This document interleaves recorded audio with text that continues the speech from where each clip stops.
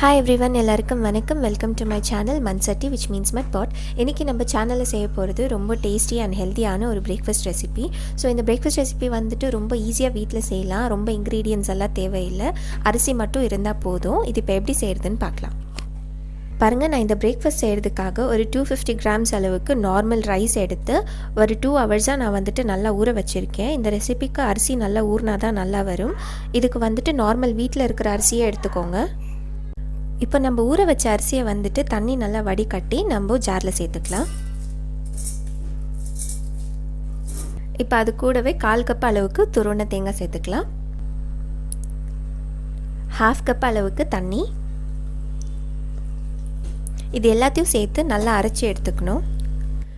பாருங்கள், அரிசி வந்துட்டு நல்லா அரைச்சாச்சு. இந்த அளவுக்கு நல்லா கட்டி இல்லாமல் அரிசியெல்லாம் நல்லா அரைஞ்சிருக்கு. நீங்கள் தண்ணி வந்துட்டு நிறைய ஊற்றிட்டிங்கன்னா அரிசி வந்துட்டு அப்படியே நின்றுடும். இதை வந்துட்டு நம்ம இப்போ ஒரு மிக்சிங் பவுலுக்கு சேர்த்துக்கலாம். ஒரு 1.5 கப் அளவுக்கு தண்ணி சேர்த்துக்கலாம். அது கூடவே தேவையான அளவுக்கு உப்பு எல்லாத்தையும் சேர்த்து நல்லா மிக்ஸ் பண்ணிக்கணும். இந்த தோசை ரெசிபிக்கு வந்துட்டு நம்ம நிறைய தண்ணி ஆட் பண்ணால் தான் தோசை வந்துட்டு கரெக்டாக வரும். ஸோ 1.5லேருந்து 2 கப்ஸ் அளவுக்கு நீங்கள் வாட்டர் ஆட் பண்ணிக்கோங்க. பாருங்கள், தோசை பேட்டர் வந்துட்டு ரெடி ஆயிடுச்சு. நம்ம இப்போ இதை சைடில் எடுத்து வச்சிடலாம். நம்ம இப்போது தோசைக்கு தேவையான சட்னி வந்துட்டு அரைச்சி எடுத்துக்கலாம். அதுக்கு ஒரு 1/2 கப் அளவுக்கு துருவன தேங்காய் சேர்த்துக்கணும். 2 பச்சை மிளகா, கொஞ்சமாக tamarind,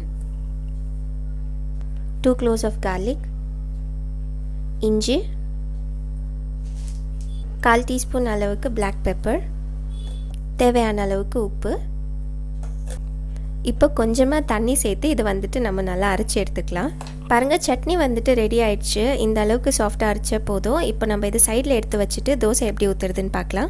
பாருங்கள், நான் தோசை ஊற்றுறதுக்கு தவா வச்சுட்டேன். தவா வந்துட்டு நல்லா காஞ்சிடுச்சு. இப்போ நம்ம தோசை எப்படி ஊற்றுறதுன்னு பார்க்கலாம். இந்த மாதிரி மாவு எடுத்து தவா ஃபுல்லாக ஊற்றிக்கோங்க.